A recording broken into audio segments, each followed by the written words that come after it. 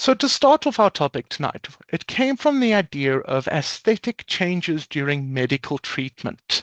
And what we mean by aesthetic changes during medical treatment, it's any noticeable alterations in a patient's physical appearance, and these can occur as a result of the medical procedures, the treatments, or the medications itself. And this often impacts aspects like your skin texture, your facial features, your body shape. A common one we all know about is hair growth, and it is not unique to oncology or cancer treatment. This comes from a number of different medical treatments out there. And it is actually, whether it's an intended or an unintended side effect, it has a large impact on a patient's day-to-day life and their approach to their treatment. And one of the reasons why we wanted to bring this discussion to light and talk about it a little bit more is aesthetic changes have a large psychological impact, and it can impact not only a patient's self-esteem and self-worth, but also their approach to their treatment and their opinion towards their treatment. And minimizing that impact on your personal life through allied healthcare options can really help one in terms of the route of compliance and how you deal with and how you approach your own treatment regime or your treatment journey. I'd like to open the field with having a bit of discussion with Dr. Moodley as an oncologist who I believe has a large experience with dealing with compliance for patients and what aesthetic symptoms and impacts can occur on a patient's journey, to get his opinion on a topic such as this. Devan, if you wouldn't mind unmuting there and joining me on this discussion, I'm going to bring you up as the center point for the screen for the moment. Okay, it's I think a bit of a contradiction in terms when you're at an aesthetic meeting to bring me up as the center point of the screen. But be that as it may, let's leave that one and move on rapidly. Yes, it is an ongoing problem. At the risk of being sexist, the majority of the women we treat for breast cancer are women, right? Now, although many of the women tend to be post-menopausal. Indeed, especially in post-menopausal women, what they look like is an integral part of who they are, and everything I give them alters what they look like. Okay, it starts initially if they've had surgery. You're already altering what they look like from what they can see of themselves. Okay, so there's an operation. There's an operation often with some scarring, although some women heal well. All of them will have a scar of sorts, right? And it depends on their perception of what that scar looks like as to how they feel about it and how they manage it. So there's always some degree of scarring. And then a fair percentage of women develop a little bit of swollen arm, sometimes as an effect post surgery. Largely, if they've had axillary surgery, they might develop a little bit of a swollen arm. I have a friend of mine who is a breast cancer survivor, and even when she takes photographs, she makes sure that the photographs she takes, and when she's anywhere in the public eye, she always takes the side where the arm that's a little bit swollen is the one that's obscured from view,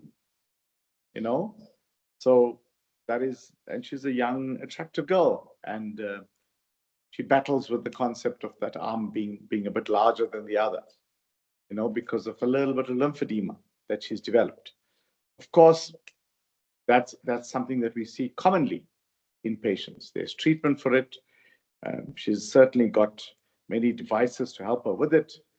But, people being people, compliance is not the easiest thing. And making sure that all of these things treated is often an issue for patients. They don't find the time. It takes a lot of effort. And sometimes, you can't do something over and over and over again just to be to feel okay, and it takes a lot of effort. So that's something that happens to a fair number of ladies. Now, most, if not all of our patients have a little issue with developing skin changes.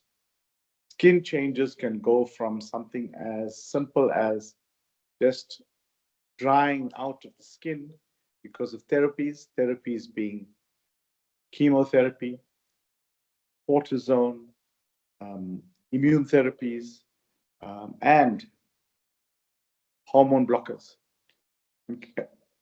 Accompanying that is the hormone blockers create a fair number of blemishes, blemishes especially around what is perceived as important or visual areas, on the face, on the upper torso.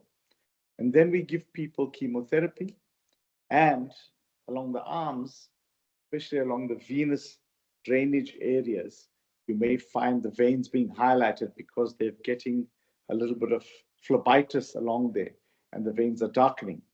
So patients experience those kind of things. Also, while getting treatment, the cortisone causes weight gain and water retention. And this affects how patients look, how they view themselves, and basically how they present to other people.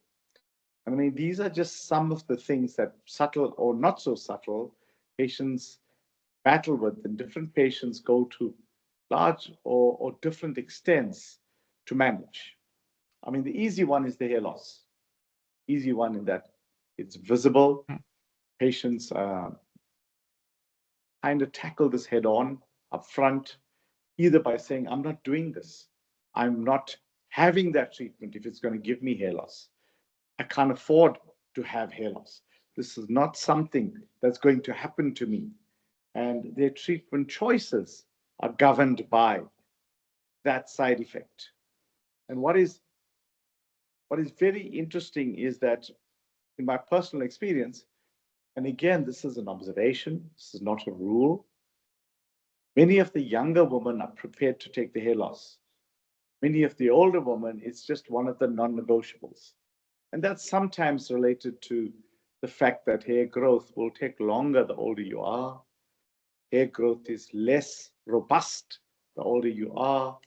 The less estrogen there is in your system, the less tough your hair is, the less your hair can take punishment, the less you can color it, the less it survives all those things we do with it, like daily styling, blow drying, heat treatments, all of those things. So we find that many patients directly make choices about their therapies based on some side effects that are purely what I would consider aesthetics.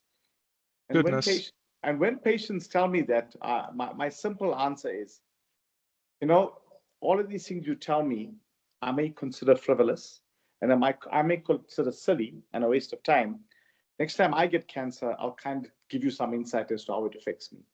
And that's the bottom line. Bottom line is that we don't know how germane this is to who a patient is, and how important this is to that particular person sitting in front of you. So for the most part, you'll end up having to manage it.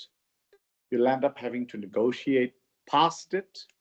You'll end up having to come up with solutions for all of these little problems. And, between the treating doctor and the patient, hopefully you can negotiate a solution that gives them a good outcome, both for themselves in maintaining their state of wholeness and managing to treat their cancer, which at some point is life-threatening and sometimes is not, but it's just something you have to learn how to best achieve. Thank you so much, Dr. Moodley. And that is such a nice umbrella explanation that you've given out to us. It seems that there's a large aspect of this discussion that fits into our clinical or our physical impact on the patients, but an equally important aspect that would come from a psychological and a personal point of this, and it's a balance between those two and what we need to do. Prof Ben, I'd love to hear your opinion on this. So you know how long I battled about setting up a concept of a webinar like this, because the concept is when you're dealing with cancer, whether it's a cancer that you can manage really well and live for many, many years, or it's a cancer where you are going through really extreme chemos and fighting every day through home and life and the really the traumas of cancer treatment to save your life, then part of me as an oncology specialist is like, really, are we being respectful of what people are going through by discussing aesthetics? Okay. But actually, Devin put it all together so well. You know, we all look at ourselves in the mirror and go, oh, this is this and this and that. It's so much harder. As much as we don't want to, people notice when you see people with this bad pigmentation on their face and their hands, or the beanies on, or the scarves, or everything. And some of the side effects of treatment are things that we can't fix and we may have to try and manipulate later. Some of the things we can do is maybe help. And then you also ask yourselves, the relevance between, is the concept of looking after aesthetics or functional aesthetics, whether it's weight and hair and skin, is it something just for the only wealthy who are on medical aids, or is it for everybody? So those are things that you have to kind of bring all together in a respectful way. There's such bravery in people going through cancer treatment. Devin and myself see it all the time, and we absolutely salute everybody. And I think the reason for this is to try and see if there are any trips, like little tips and tricks we can do to make what is a really traumatizing journey, okay, easier. Okay. So Devin, well started and well put together.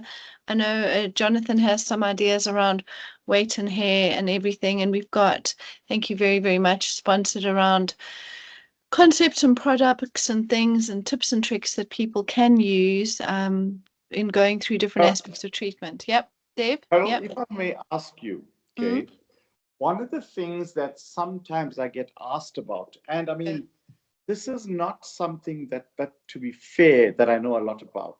Yeah. But, you know, when you develop lymphedema, and I've seen people develop lymphedema, and maybe Gabby can even help us here. I see people develop lymphedema even after having a sample of 2 or 3 lymph nodes, getting radiation. And I mean, in a 30-year-old to have one larger arm, you know, it's hectic, right? When they're trying to be, how should I put this, normal people in the world, with normal aspirations, you know, meeting people, greeting people, and then the one arm looks like, you know, like yo big. And I mean, you know, many of these women, when they're young, they're a little bit petite, and I mean that difference is easy to see. 100%. And where are we with things like microsurgery, with you know, lymphatic microsurgery, and all of those kind of things, and does it make a difference? So Devin, once it's there, and I I mean, know, Gabby ran a wonderful workshop, but just to put it in there, the less and the more careful you are, the less likely. So that's the first thing. So we are not in a world today where you need to do full axillary dissections. Please, ladies, if your surgeons aren't trained in very careful techniques of taking out glands, then they need to come for training, right? Okay. But even in people, so I mean, there's a school where what you can do is map out all the lymphatics, the arm, the reverse map, etc., so that when you go in and you take that gland, if you're taking that gland carefully in 1-2, you are aware of it. So there are special techniques and things we can do to make the chance as little as possible, so we can have a, as Gabby puts it, a world without lymphedema. Okay, and we see extremely little, but you still, like you said, you can take 1-2 glands and it can happen. So Yeah. there are tricks that we should be aware of, and people who are possibly going to be more at risk. You get on a plane and your legs swell every time you get on a plane, and there's certain things you can look for, and tricks and tips that you can do. But we want that. If you've got established lymphedema many years out, they've tried everything, lymph grafting, even liposucking, etc.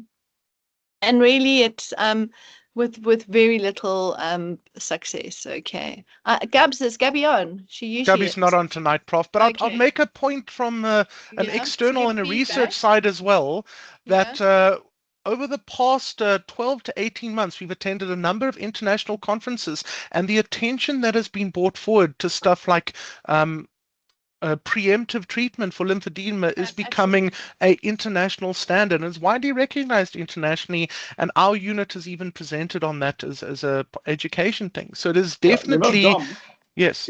no doubt that this is not a problem. See, there, I knew Gabby was there. She says I'm She here. is definitely here. Yeah. I will give her. I know that, but my problem is not how we're going to prevent it, because this is an integral part of what we do, right?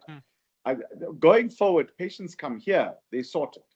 But now in the patients that are already affected, it's a question of managing that process. That's hard.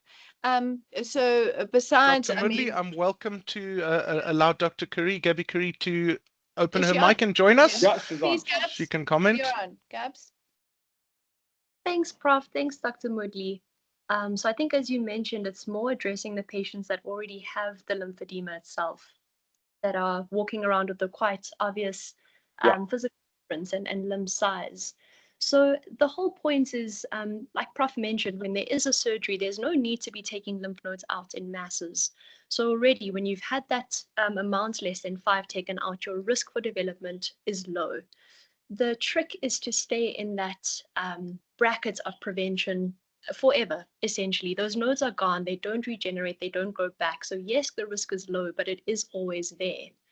Often when I see patients, we speak about how to prevent, and this may tie in a bit more with the topic of the aesthetics. Weight loss, weight control is very important. Patients that gain massive weight put a lot of stress, put a lot of strain on the lymphatic system itself, and that's a very high risk factor for developing a lymphedema. If we catch lymphedema in time, if a patient can come to see me or any certified lymphedema therapist when they're in a stage 0 or stage 1, not only can we prevent the limb from getting to that size, but we can reverse any physical presentation of it. It's only when a limb is left untreated and it goes to what we call a stage 2 or stage 0 that that physical implication is there and it's chronic. So it's about, like anything, any kind of condition, the way how medicine is moving is we're moving more towards prevention than treatment. It's about catching early and preventing. So again, for any patients that are post-surgery, that have had nodes removed, if you are experiencing anything like heaviness, tingling in the limb on the side where the nodes have been taken out, if there is a burning bruise sensation when you're palpating under that arm into the axilla, or if at any stage you're noticing size difference, you don't just wake up suddenly with an elephant arm, it happens progressively, then you need to seek help.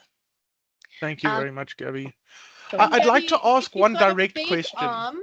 Big arm, what is your take on it? Is there anything that you've seen at the conferences, from lipo to anything, that helps? So there are forms of liposuction, but that really is the last line of treatment. The first line will be compression. Patients come, we decompress, we get the limb to a stage where it plateaus in size, and then unfortunately they need to be in a long-term compression sleeve, glove, sock, wherever the edema is sitting. But in the extreme casing, there is something called debulking liposuction, and those generally happen with our patients that have lower limb lymphedema. Thank you very much, Dr. Curry. I'd like to bring up one almost controversial topic that we received in the chat, where the comment comes up that medical aids often don't regard lymphedema as something that is a minimum benefit, and that it's often tapped into the day-to-day funds. What can be done to raise awareness or importance of lymph drainage to medical aids and to the general public as a whole? So generally, in the case of oncology, it obviously comes off the oncology benefits. But we need motivation from the treating oncologist or radiation oncologist, whoever's referring the patients. It's more with what we call primary lymphodemas that there is the issue. Ever mentioned in the chat, I'm not sure who said it, they just need to check that they are seeing a certified lymphedema therapist. The LEOSA, which is the Lymphedema Association, has a verified list of therapists that can motivate and claim. Anybody who is not on that list is not authorized to claim. Okay, thank you very much for that, Dr. Cree. So that I'm sure we can talk about lymphedema as a specific aesthetic problem with oncology treatment for an entire webinar if we so needed to. I'm going to make sure that we address multiple different changes. I heard Dr. Moodley mention things such as the effect of skin and weight loss, and obviously something that has almost become the poster aesthetic child for a layperson thinking about cancer treatment is hair loss. And I don't know if you want to try and bring up that as a discussion. Prof. Ben, do you want to kick us off on any of the other aesthetic symptoms that are commonly seen? So I'm going to hope that Trevor's on and that Jonathan has got his access to his phone, because he's got a tremendous interest in hair loss. So we have a stepwise approach. And I think where I can say from everyone looks at shampoos that you can use. So Devan can talk you through, can you prevent hair loss during chemo? Let's start with that. And then I will talk about how do you manage a little bit on sensible hair restoration, and then Jonathan can add in. Okay, so Devan, if you're going to go for chemo, are you going to lose your hair? Okay, so all the patients, when they come to see me, if they have been counseled to say they're going to need chemotherapy, they come to tell me, they say that Prof Ben has said that I can give them a chemo that they won't lose their hair. Yeah. And I tell them right off the bat, Isn't he? Carol's this is not going to happen. Every chemotherapy will give you hair loss. Okay. There are some where you won't go bald, and there are some where you won't need to wear a wig. And so it won't appear like you're losing too much of hair, but you will lose some hair. So that's the first thing. So in your day-to-day activity, you lose X amount of hair every day, and the same X grows. And when you get chemotherapy, almost all of them, well, you'll tend to lose a little bit more than what grows back, okay? So your hair will thin a little bit, and you won't, for some of the chemotherapies, thin enough for it to be noticeable, except to you, because when you get up in the morning, your pillow will have a fair amount of stuff on it, and you clean it off, you have a shower, and you see that you're losing more hair. And it's nothing more than what you notice. But the flip side of that is, without doubt, there are other chemotherapies that are going to give you hair loss where the hair falls off from the root. So, for instance, you have a dose of chemotherapy, and literally 10 days to 14 days thereafter, this clump of hair here is gone. Boom. And there's a hole here. Okay. And another 3 or 4 days later, there's a hole here, which makes it impossible for you not to make another plan being cut it all off, a beanie, a scarf, a wig, one of those things. So which one should you use a cowl cap? Some of those. Yeah. Sorry? Which one should you use a cowl cap? Well, there are some of those therapies where if you cool down the scalp sufficiently, what you can do is you can prevent the chemotherapy from getting to the hair follicle. And if you prevent the chemotherapy from getting to the hair follicle, then that hair follicle will not die during that treatment, and that hair will not fall out from the root. Right? There are some chemotherapies. So when I am counseling patients as to who should look at investing in that process of a cold cap, I tell all of them, please don't bother when you're getting the red devil, because your hair will fall off in over 75% of women. Now, there's a handful of women where that process might save most of their hair. But most of those women, the vast majority, despite cooling down that scalp, those hair follicles will be compromised enough that the hair will fall off during the root. During the therapy from the root. And therefore, I advise those women not to bother. The other patients I advise not to bother with a cold cap is patients getting the classical CMF. Okay, and the reason for that is very simple. With the oral, cyclophosphamide hair loss is less than the IV. Number two, you can't wear a cold cap, which is literally an iced headband, an iced turban, for want of a better description. You can't wear that iced cap for the entire 2-week duration of having your oral cyclophosphamide. Okay, so that's not going to work. So there are a handful of women who experience a fair, significant hair loss on CMF that need to do something else, be it a fancy hat, a wig, and those kind of things. Patients getting taxane-based therapy, about 75% of those patients will save the hair to the extent that it's still aesthetically pliable. In other words, they can wear a normal hairstyle without necessarily having to resort to a wig. Now, those things are like personal. For some women, if your hair is as short as mine, you need to wear a wig. Whereas for other women, they can wear a short hairstyle and it doesn't bother them. So all of these personal tastes come into things. But if you've got a taxane-based therapy, your chances using a cold cap of preventing significant hair loss is worth a shot at. In other words, it's a more than 50% thing. Whereas if you're having an anthracycline-based therapy, in other words, you're getting the red devil, taking the cold cap, I believe, is not really something that's worth it. In other words, you don't get a good bang for your buck. The majority of people are going to lose all that hair in any event. Thank you so much, Dr. Moodley. Right from the oncologist's mouth. Absolutely. Are you going to let our lovely guests? Yes, Prof, let's definitely do that. So we're saying 100%. Once again a big thank you to our guests who sponsored and made this meeting possible so early on in the year is where we're going to kick off. I'm going to invite Natalie to give us a show where she comes from as aesthetic agents and aesthetics. Meline, welcome her to tell us a bit of where she comes and what the motivation was to sponsor this discussion on aesthetics in oncology.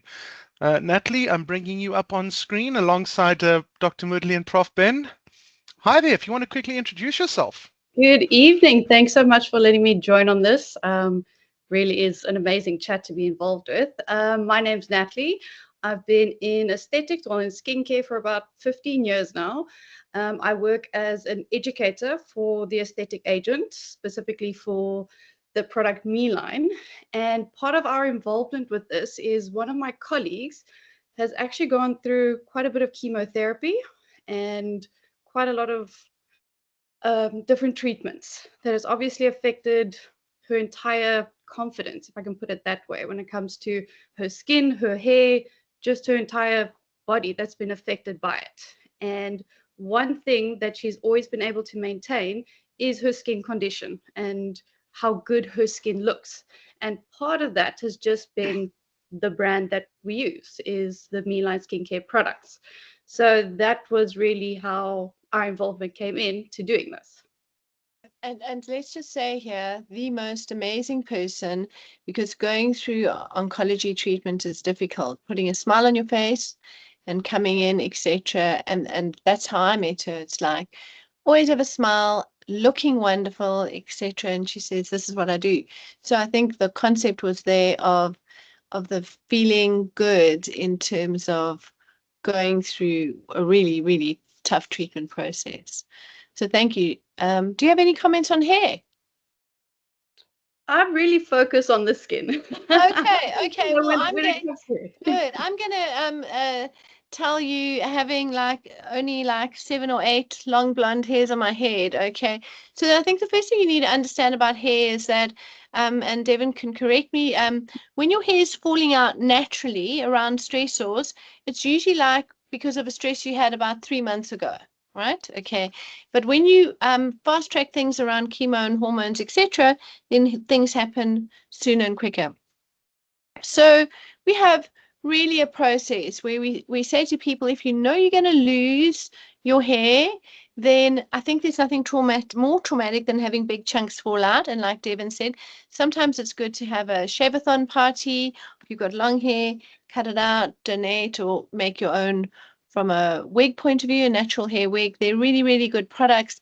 I think from a face point of view, whereas we can set up now a really, really beautiful natural hair looking wigs, or whatever way you go in terms of a beanie or a scarf, often on your face, just remember to look after your eyebrows, because I mean, I've got almost none. If you're blonde, they frame your face, and often when you can cover up from a hair point of view, those are obvious concerning areas for people. And you can even do things like those little mini tattooy things beforehand, but just make sure you go to reputable places and you let your oncologist know, so that you're not doing things too close to when you're having your treatment. Okay. Or you can just make sure that you marking out the areas. Then once you're getting to the phase of hair growth, and even if you're on hormone treatment, there are a couple of shampoos. And today, in the past, where we were nervous of people using things like minoxidil and things which had hormones in it, it's a bit like the cold caps now. We're not worried that by using these things topically, you're suddenly going to grow little cancers in your head. Devan, if you can just comment on that, because I think everyone goes, I heard that you can have a met to your scalp if you have a cold cap or something. Well, theoretically you can, right? The incidence of that happening is minuscule. So the theoretical possibility always exists. If you have a particular area where your treatment doesn't get to, then whatever you're trying to kill with that treatment can grow there. So that's always a theoretical possibility. If you look at all of the data does reflect that this does not meaningfully change outcomes. So that means that it doesn't occur enough for people to be worried about it. Yeah. Okay. And then the other important thing about all of that is, unfortunately, if your concern is that, then you're not going to prioritize trying to save your hair. Okay. Because those kind of patients have the attitude, please do whatever you feel like and fix me, and we will sort out whatever needs to be sorted out afterwards. And then at least you have a brief from a patient as to what they're willing to endure and what they seek as an outcome.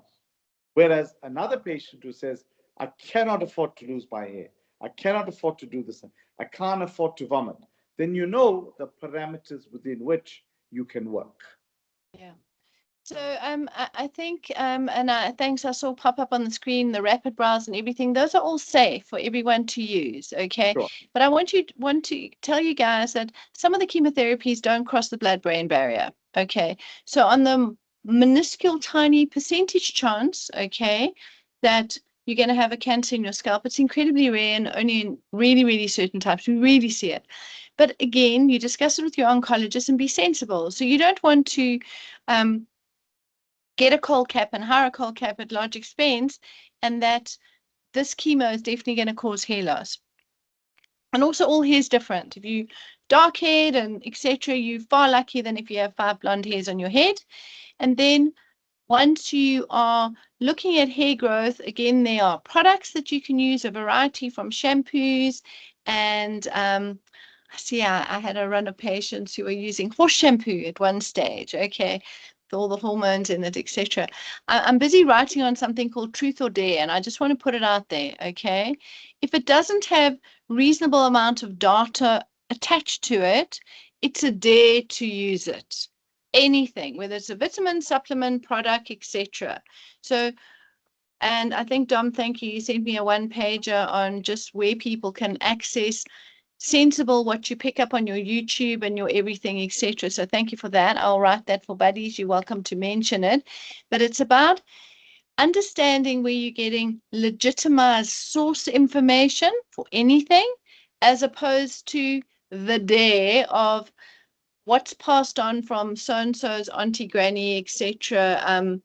down the line. And I'm not saying they don't work, but you've got to say they work with potential what outcomes. Okay.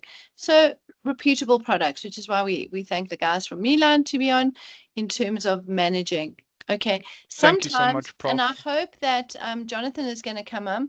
There are ways that you can stimulate her hair growth with dermapens and I want to say plasma, and we've got a couple of specialists in this town who are very good with hair and hair growth, or you can even look at hair transplants if it's a big problem, but just to be aware of it. Okay.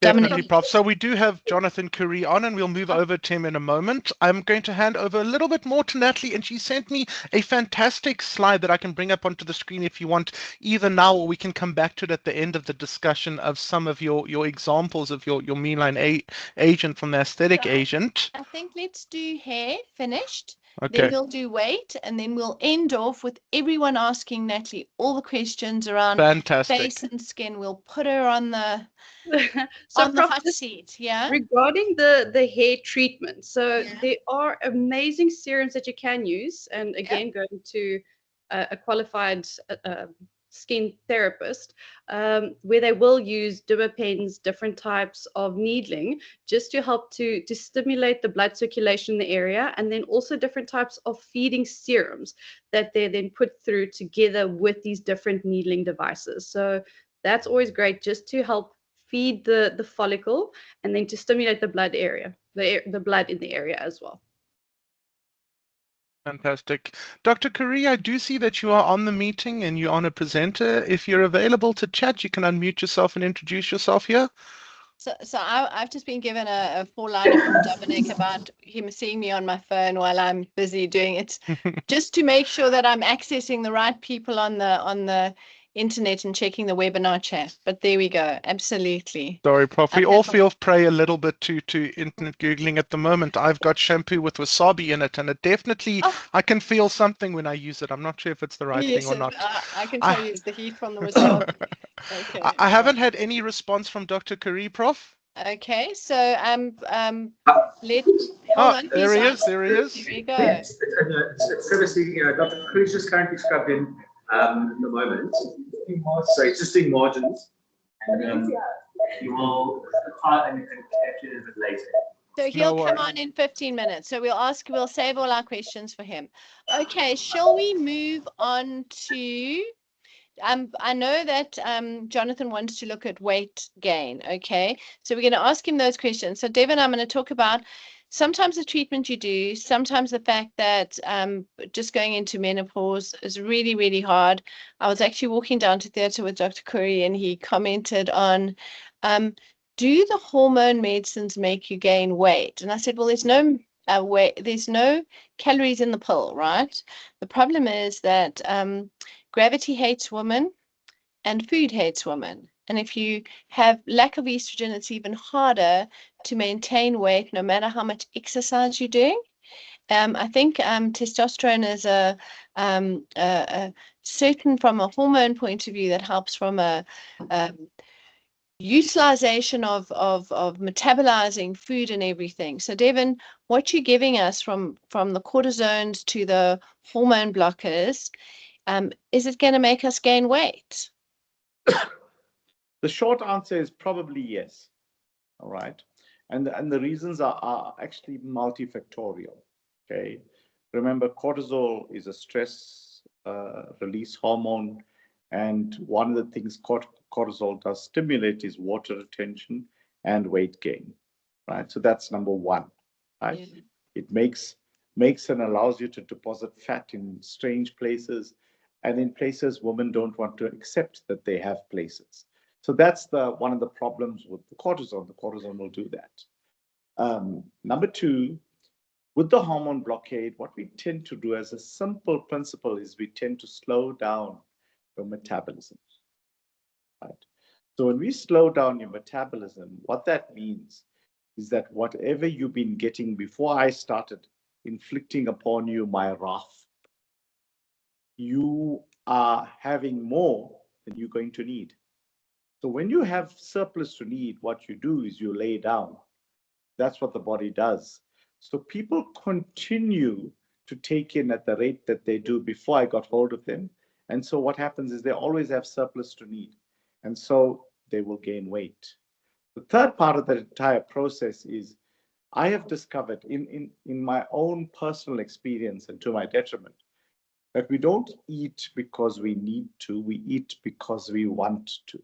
Yeah. So in truth, if you look at caloric intake and how much is required to maintain what's needed just to survive, well, I think we have about 1.5 surplus meals a day. I know.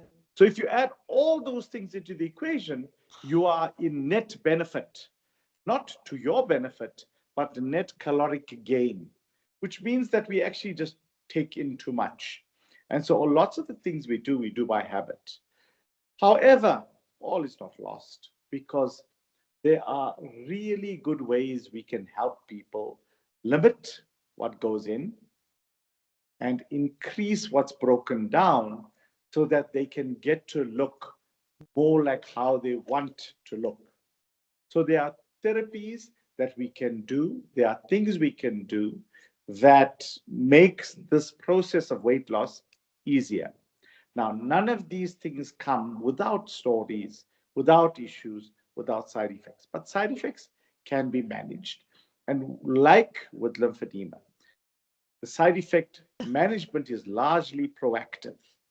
So if you know up front, here's a little problem with this particular mechanism of weight loss, you can then put into place solutions that don't get you into that spiral. Okay? And that's what we do. So today, we have a whole host of pharmacological and non-pharmacological means of weight maintenance, weight management, and weight loss. Of course, exercise is always helpful, Absolutely. but exercise is not always the only answer or the answer. I know many large women who exercise far more than I do and are still large. Okay? So that's the point. The point is that exercise is good for you. Exercise will help you. Exercise will help your heart. But not all people who exercise lose weight.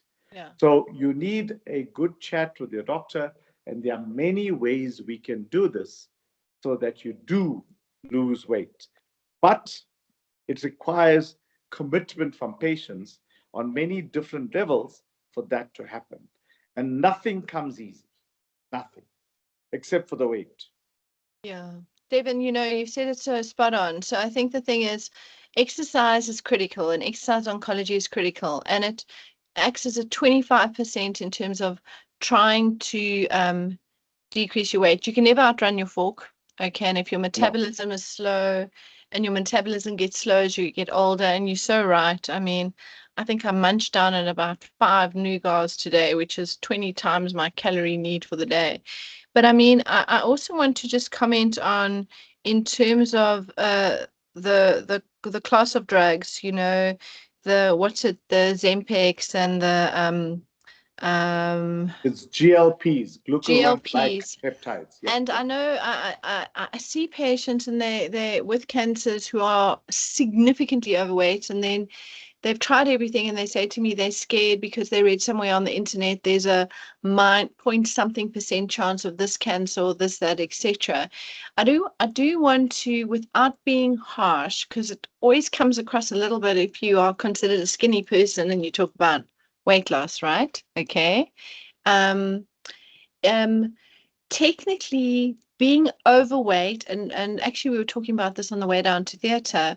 The comment was, do people with breast cancer get skinnier and skinnier and skinnier?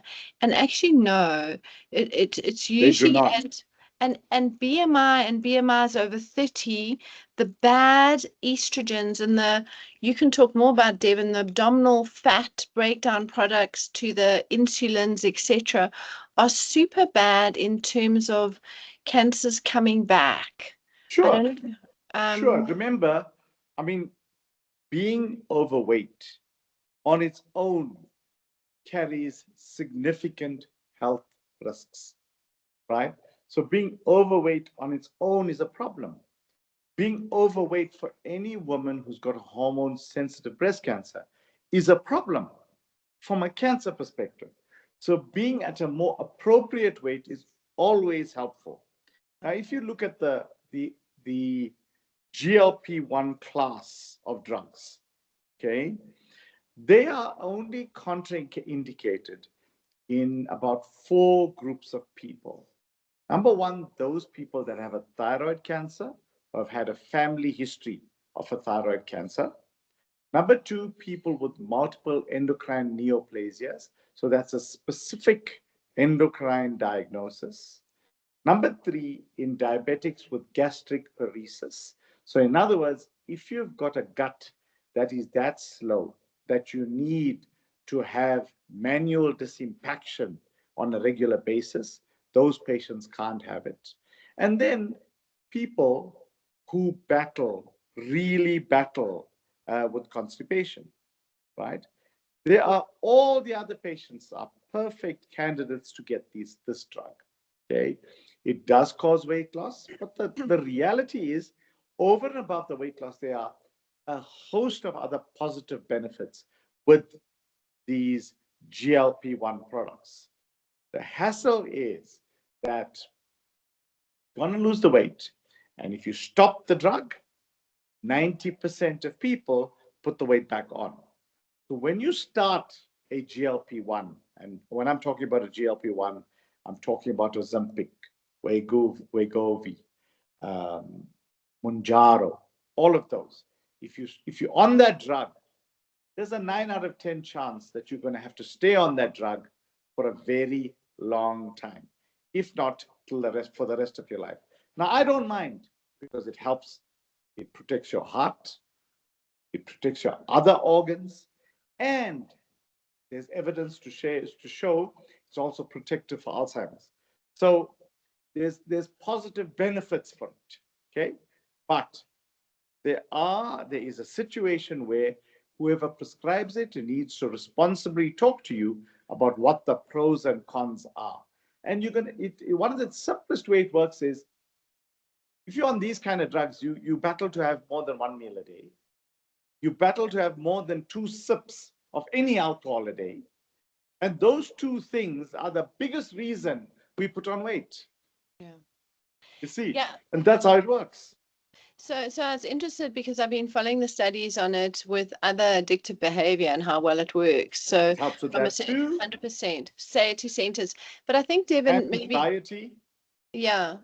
So I think maybe the thing is if people are going to go that route, it's about, like anything in life, you've got to do it with lifestyle changes. So in other words, so my kids always give me a hard time because I always say, what new? Is this the first day of the rest of your life, or what are you going to learn and flex on? So if you are going to go on it, then what other ways can you change your habits? So if it is making you just have half a glass of wine and less food, how do you make sure that when you stop it, you're doing the same? Because you've got to consciously work out in your head, you've got to change the way you do things. It's like setting an exercise program. Sure.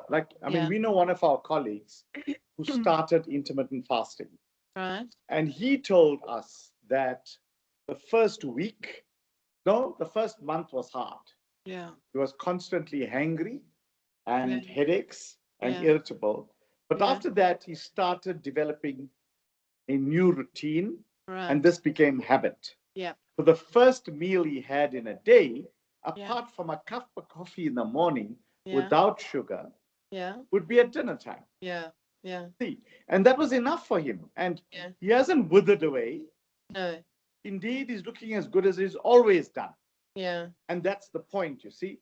If you can make new habits and make the habits good habits, then there's benefit.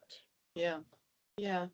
So thank you on that. I think it's such a difficult thing. Okay, and don't forget to do things like check your bloods with your doctors, your cholesterol and your thyroid and your other things, because don't blame just the oncology, etc. Routine healthcare checks so that you know where you're sitting as your baseline is really important. So I think that I'm going to ask a little bit about the awfulness when I see patients with pigment change on their hands and their face, etc. And I'm going to ask a little bit about what's safe, what you can do during chemos and treatments, okay, for those people who want to do fillers and toxins and whatever, or just what sensible facial and health routine you can use. So Natalie, I don't know if you want to kick that off. Dom, I don't know if there are questions in the chats, and then we can take it from there, okay? I'm happy to try the products for Natalie if she wants. Eh? Oh, there we go. Aging significantly. Absolutely. But With you know what? You pleasure, anytime. still look good to me, Dev. Thank There you we so go. much, Prof. So I'll bring Natalie back on screen, and I'll give a reminder to everyone in the chat. You're welcome to ask questions. You're welcome to contribute, and if you have any specific queries that you want to ask any of the doctors, even if it is slightly off topic, please interact with us. We welcome it from anyone. And then after this, I'll be happy if we have some time before Dr. Curie joins us to throw a bit of a curveball for our oncologists and Prof Ben in terms of aesthetic changes. But Natalie, please take it away. I think one of the biggest changes that you'll start to notice, whether it's during your chemo treatments or even menopausal, is dryness of skin and sensitivity of skin. And that needs to be sort of the first focus that you are looking at when it comes to your skincare and starting on, looking after your skin. When it comes to the dark marks, when it comes to those lines, we sometimes want to go almost nuclear with that in trying to treat that as quickly as possible and see results as quickly as possible. But if we're looking at skin health, the first port of call that we need to do is just take care of that dryness, of that sensitivity. Where is that coming from? So not using things that are too active, that are too intensive, because what's going to happen is you throw everything and the kitchen sink at your skin. It becomes so irritated, so sensitive, and those dark marks or those lines, that sensitivity, start to become even worse. So what we first start doing is the very first thing that you can do for your skin to start off with is just a really good cleanser. So what we see a lot of the time is people will get sort of, something that you just find on the shelf that says for dry skin, for dehydrated skin. And a lot of the times this doesn't always match with what the skin needs. And it ends up stripping the skin even further, even if there are the emollients in it, if it's got all the wonderful marketing gimmicks that they put in. A lot of the times these just strip the skin further and they feel drier, they feel more irritated, and you kind of feel a loss for words for that. So always start off with just a really good cleanser, a really good moisturizer that's going to help make the skin work. The last thing you want to do is just put on some cream that's going to make it feel good, but not actually make the skin work. We need to remember the skin is a living organ. So anything you put on it needs to aid in the work that it needs to do and not make it lazy in a sense. I know a lot of people love oils on the skin because it feels good, but sometimes those oils make the skin's own sebaceous gland slightly more lazy. So then they stop producing that. So good cleanser, good moisturizer, and sunscreen. Another thing about the dark marks that we see, sometimes sunscreen by itself helps to improve it dramatically. And I just want to comment on, because I've been using your products for a couple of months now. Look, I've just come out of theatre, so I've probably got my cap stuck on my head or something. But I think what people forget is buying one good cleanser can last you for 6 to 9 months. Instead of having 100,000 things, and actually, if you look at the cost of it, okay, for using it twice a day for that incredible length of time, because you don't need a lot, right? Okay, actually is more than going and having your takeaways or doing your this or doing anything. So I think and I'm particularly bad at it, but the concept of budgeting out sensible things around our health and our body, so we're quick to buy a pair of jeans, okay, or but then you don't look at sensible things that you can do from a body and health point of view that are easy cheats. It's like you don't have to spend fortunes in gyms. Put on a pair of tackies and go for a walk and walk up and down the stairs 100 times and do this concept of home. There are many ways that you can do things that are not expensive ways to do things. And the exact same concept applies when it comes to skincare. So a lot of people will go to a normal store and buy a cleanser that seems relatively cost effective. But you'll go through those in about a month or two. And those are costing you, I mean, nowadays they're between 150 and maybe 500 Rand. Whereas if you're using a professional skincare product, because there is a difference between what you're going to find in a skin clinic versus what you find on the shelf, those professional skincare products will last you, like you said, 6 to 9 months. So if you weigh up the costs of how much it all is, it's almost a lot more cost effective purchasing the professional skincare product versus something you get on the shelf. Also with that, you've got someone who's normally guiding you in what the best thing is for your skin, which is the best ingredients, which is the best products. So it's not just about the gimmicks, it's also about choosing the right thing for you. And then also when it comes to looking for actives in your products, the number one thing that you want to look for when your skin is feeling stressed, when your skin is looking tired, when you're looking in the mirror and it just doesn't feel, the face that you're looking at and what you know and what you feel it should look like is two different people.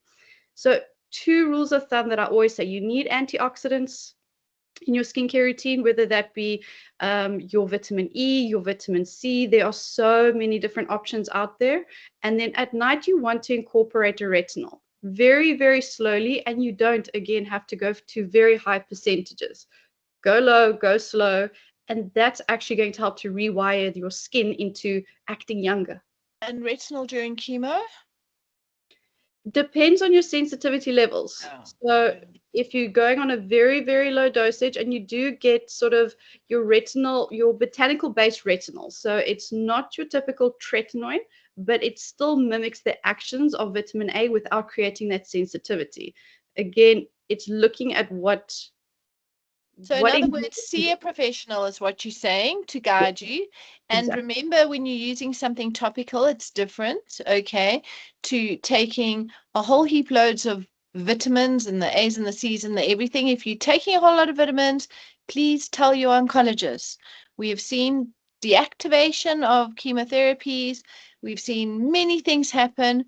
We try not be those guys to say our way or the highway. We like to be inclusive and comprehensive, but part of a good history is knowing what people are taking and what they're on. Okay, so just want to put that out. But I think speaking to people, getting some advice about what you can and you can't do is always a sensible starting point with anything.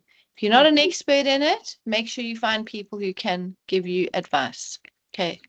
And Dave? also look for No, yeah. No, I agree completely. Carry on. Multifunctional, not things that are just focusing on just sensitivity, just aging, just pigmentation. If you choose the right product, so for example with Meline, we focus on pigmentation, on those blemishes that you see. But because it's working with the skin and the ingredients have been used in such a way to cover every aspect of skin health, we start to see differences in sensitivity, in fine lines and wrinkles, in hydration levels, in the pigmentation as well. So, and that's without doing the whole 12-step program. It's using 5 products max to give you the results you want to see. Yeah. I'm not sure if Larry's on, because there's a comment in the chat about pigmentation of hands, and I know that they've looked and developed products on trying to get rid of pigmentation, particularly with hands, because you're right, those are the obvious things when you see these dark lines and hand pigmentation. So I see that in the chat, and I will ask Dominic if Larry's not on. I did speak to her about this, but I hope Sadly not, Prof. I don't see her in the chat, but we do have a couple of questions that perhaps we can address with our specialists if we have any specific answers. I'll ask them for the benefit of everyone in the thing. So the first question we received was asking whether it's a coincidence or does chemo have an effect on growing moles? Since chemo treatment more than 18 months ago, tiny moles on and under the eyelids as well as on the hands. None of those were there before chemotherapy treatment. There might Any be skin spots. They might not be moles. Okay, so certain of the immunotherapies and stuff, David will tell you, you do see increase in. So Dave, I'm going to let you answer that. But not everything's a mole, and sometimes the little red dots, the little what we see is little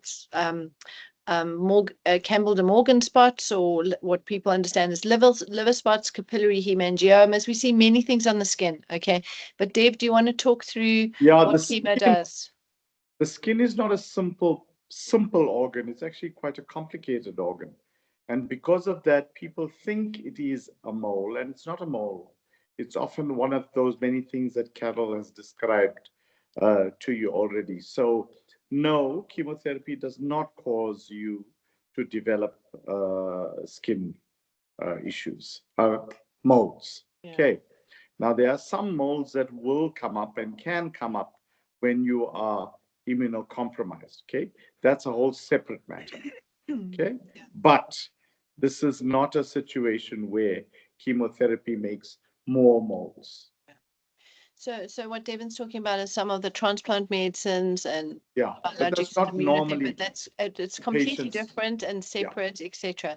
So I think what you must know that what, as we mentioned, the skin is your biggest organ, and yes, chemotherapy, which is working on, and not all oncology drugs that someone like Devan gives are chemotherapeutics. Okay, but drugs in themselves, whether they are oncology drugs or other drugs, can affect what is our really large organ, the skin, okay, in many different ways, from bringing out sunspots to bringing out many little changes, seborrheic keratoses, all sorts of things. So I think that if you have questions and concerns, and maybe we'll do a derm oncology webinar we'll put Mercedes on with Devan and myself, and we'll go over what changes you can expect and how to manage it on your whole skin. So now we're talking a little bit about your face, but yes, in terms of managing pigment on your hands, what I will do is forward the chat message to Lurie and get her to contact in with the person directly, because she's doing some work on pigmentation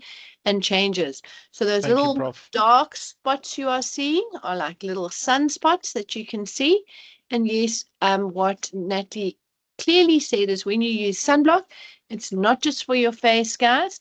Face, hands, arms, all exposed part. Nice big hat, says me, who's a little bit on the brown. I try and be a little bit brown like Deb. I'm not quite getting there. But spent a whole lot of time swimming in the sea. So Thanks, the thing Prof. is that's not good Well, for let's you, ask right? some of the other questions that are going through. So, this next one, I misread at first, and I misread AIs as ALS to my shock and horror. But Dr. Moodley, should one feel a marked difference when finally coming off of AIs? Or does the added years and age on them and the menopause status mean that not much of a difference should be expected when you stop treatment? They say the only treatment they feel after stopping their AIs is their knees feel better. What is the impact on stopping your treatment? Well, there shouldn't be any impact, right? So, but one thing you keep forgetting is when you stopped your AIs, you are quote unquote 5 years hence. Okay. So 5 years have elapsed in your life. So you're not suddenly going to be transported into 5 years younger. Okay. So that you need to remember, right? So yes, patients who have managed 5 years of an aromatase inhibitor would by definition not have major joint problems. Because if they did, if they had a lot of stiff joints, most of them would have insisted that the drug be changed by then. Okay, so that's the thing to understand, right? So usually patients that have gotten through 5 years of therapy, when you stop, well, they don't feel too much different. Okay, Yeah. the only ones that feel different are the really young women, right? Where when they stop this, they are still in the so-called premenopausal age group. And then they start to have all the changes they would have experienced when their menstrual cycle started, before they start getting regular again. So those are the people that experience the most changes. In terms of the menopausal woman, when they stop their AIs, in other words, when they've had 5 years of therapy, there really is going to be not too much difference. So Devan, thank you for that. And I see popped up, someone asked, I've had my radiation, can I not take the hormone treatment? So I'm going to just make a plea out to everybody. Not everybody gets side effects on treatments, whether it's blood pressure, cholesterol, or oncology hormone treatment. There are a variety of different treatment options, and we often look at changing people from one to another. So I saw a lady today who was on letrozole for a month or two, and same family medicines. She stopped and we put her on an anastrozole, and she's got no side effects on that, and she did have on the letrozole. So they're the same family, but she's better on the one than the other. So I think you must try one of my isms that I tell my kid, you have to try, okay? If you fail, that's okay, okay? But if you don't try and something happens, then you are going to sit and say, eek, should I not have tried? So I get how scary all the medicines are. And I always say, and I think, Dominic, you were away and Caleb was the MC, and I commented on the fact that I've been in menopause for ever and a day from, I think your young brother broke me, okay? And I said that you can still be an old person, okay, and have a relatively normal life, from a sex life and weight and this and everything. I think he muted me at that stage when I mentioned sex, right? But the concept is that what Devan says, we often take people who we want to put on extended hormonal blockade and we stop their hormonal treatment. And a surprisingly number of them say, I feel no different than when I was on it. So then we say, well, hold on, let's continue it. And today, some people can have a lower dose. Devan's got so many tools at his disposal of genetic testing to say, maybe you only need a low dose or half a dose, what I call sunblock for your breasts and not for your whole body. So look at all the options before you decide, I'm not doing it. And if you start a simple exercise program, Dev, I'm doing Pilates now, 6 a.m. on a Monday morning. Kills me, right? Okay. Okay. But if you Good for get your core. absolutely trying to work out not so much core on my tire. Yeah. Okay. So Thank you very much, Prof. okay. I want to give us a chance to see if Dr. Cree is available to discuss some of his hair aspects or not. Jonathan, you're welcome to unmute and chat up if you are available. If you're still caught down in theatre, no stress. Yeah, There are a understand. couple more questions to do. Prof, I think we can quick fire off 2 questions that I Right. see here in the chat. When should the port be removed after chemo? Okay, it's a nice question. It depends on your oncologist and what you're on. So if you're on things like Herceptin, trastuzumab, and they're giving it to you, or you've had a not great response to your oncology treatment, they may decide to keep your port in.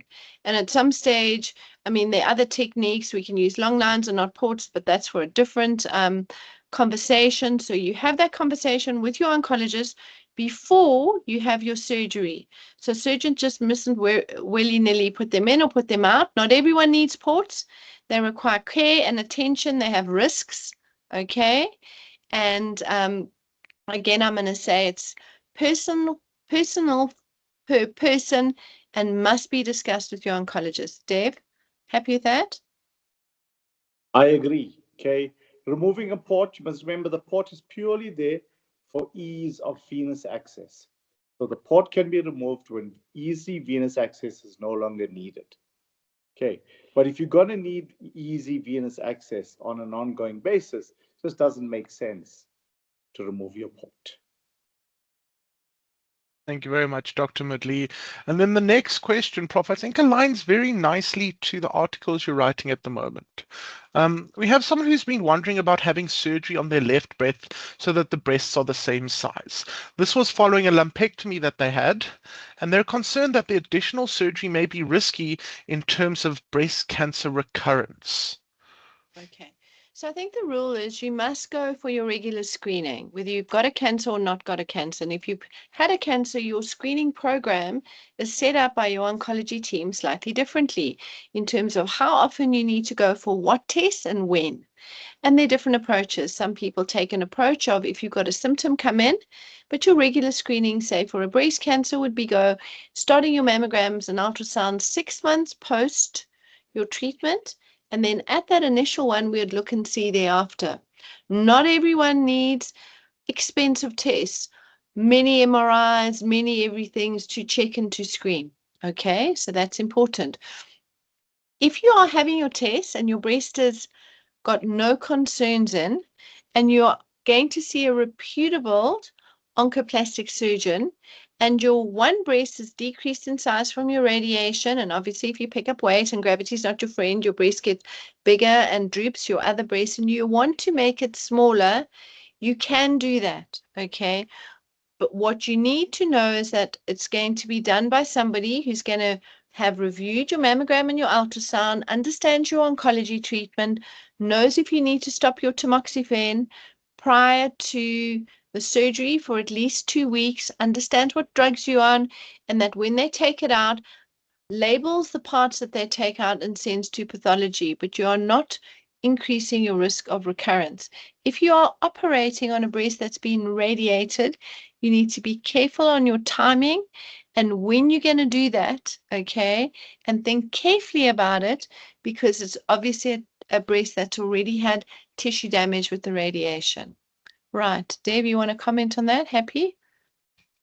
No, I'm happy with that. I think you must remember that having surgery to fix things like symmetry, to get your breast aesthetically aligned, if you don't have an issue and you're in remission and or you're just having hormonal therapy, there's no added cancer risk there. Yeah.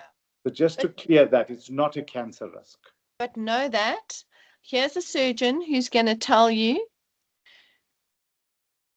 surgery is not something that you look at from just a willy-nilly, I'm going to do point of view. Okay, so you want to drop the size of the one breast and then gravity over time is going to droop it anyway. Okay, so what you need to understand is what the benefit and the con of the surgery is. Every time you have an operation, you drop your immune system.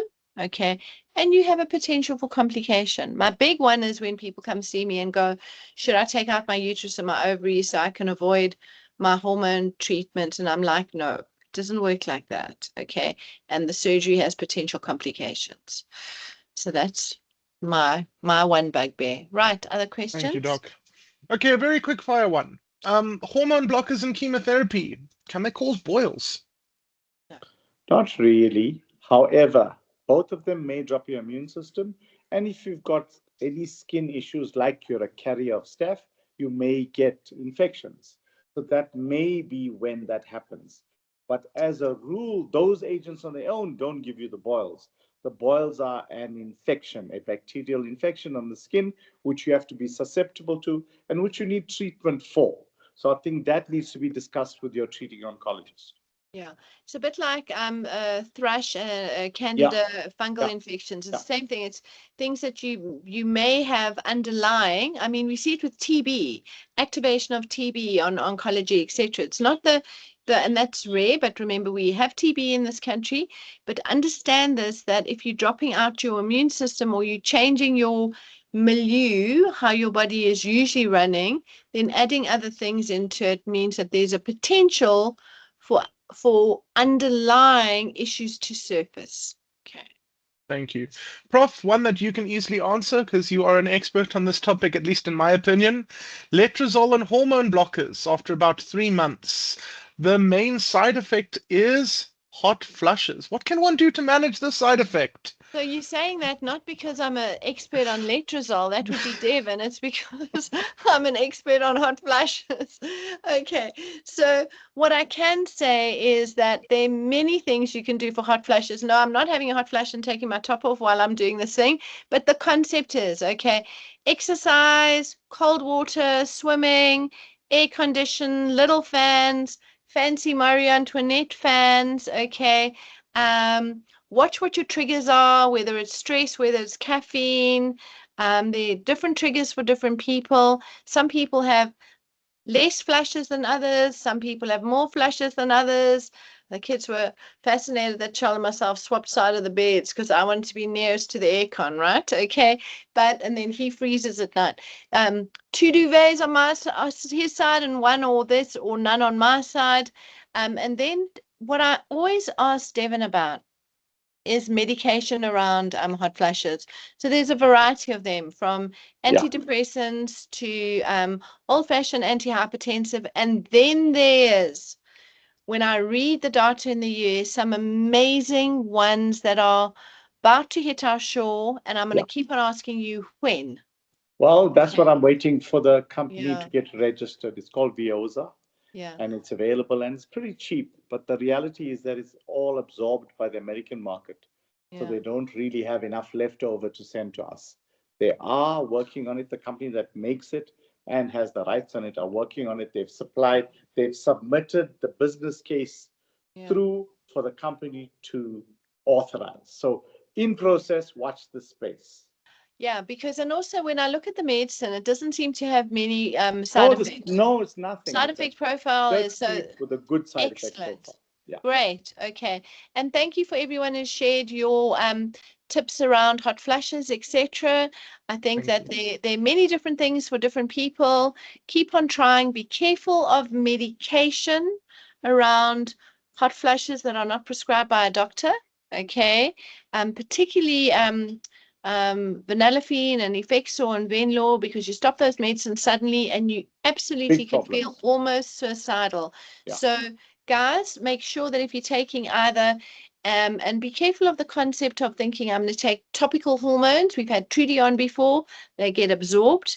And also taking too many vitamins or supplements, like some of them can affect your liver. So again, herbs are medicines in themselves. Make sure you're having an honest conversation with someone about it. Okay. Thank you so much, Prof. And I'm going to group some 3 questions in there, knowing that the answer is probably very specific to the patients, but asking for questions about what product to use for skin irritation and heat rash and certain hot flush things, as I believe you guys have addressed very often that it's not going to be something that is going to be one solution for everyone. It depends on them, and all of these need to be prescribed under supervision of a clinician. Yeah.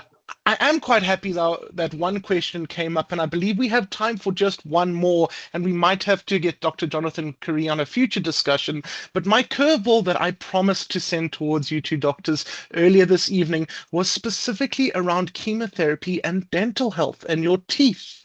They comment that their teeth seem a little bit brittle after chemo. I know some research that I've done regarding dental work being done post chemotherapies and the difficulty of that. I don't know if you want to comment on that, please. It's true. Okay. So what we should do ideally is visit the dentist before you start chemotherapy. 100%. Right. So that's what needs to happen. And they fix everything up before we affect your teeth, because your teeth are just the external forms of your bones. And one thing chemotherapy gives you as a rule is osteopenia and osteoporosis. So brittle teeth and teeth or tooth issues are an integral complication of prolonged chemotherapy. So yes, please see the dentist before you start, and make sure you see your dentist on a regular basis. Absolutely. Dentist once a year, check it out. And remember, if you're nausea and vomiting, etc., that also is going to be affecting your teeth. So I fully agree. Dental hygiene, see your dental hygienist. Oh, I've got to see mine. Okay. I can't stand that. No, it's my Thanks, Prof. And I'm going to throw in one last question, and then I'm going to talk us out for the evening because we are almost on time. What about someone who's not receiving any symptoms? Is no pain, no gain a problem? If you're not having any of the symptoms everyone's talking about? No. Be thankful, and please keep yourself anonymous, or the rest of the people on are going to hate you. Okay. Thank you so much. So Dominic, Jonathan's on. He's going to say 5 words, and then we will organize that if people need to contact in with him, he will. Dr. Curry, I see you phoning me. Are you on the meeting? I see he left the meeting. I'll see if he has rejoined, and we can perhaps give him a comment on his way out. Okay. Okay. If he can just put his hand up in the meeting. I don't see him anywhere there, Prof, or he's anywhere in it, but I'm welcome to host another webinar in the future where we can dedicate a lot more time to him. We understand in this clinic that always the patient comes first, and what happens in theatre can completely disrupt our timeline. There is no issue with that at all.